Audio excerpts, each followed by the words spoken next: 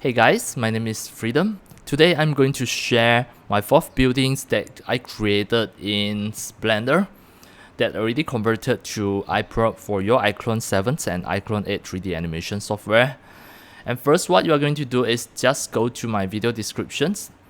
The first link that I given, get Freedom Building 05. You can download it from there, and once you download it already, it is an iProp. Then you can just drag in into your iClone 7 or iClone 8 3D animation software. Now you can see this is a big building that exactly up to the scale. This is an apartment.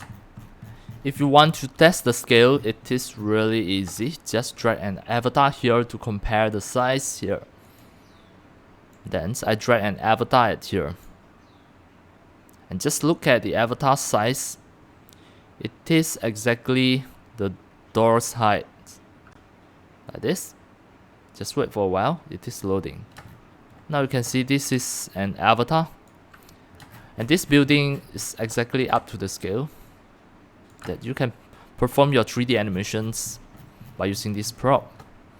And it is compatible with the iClone 7 and also the iClone 8 as well.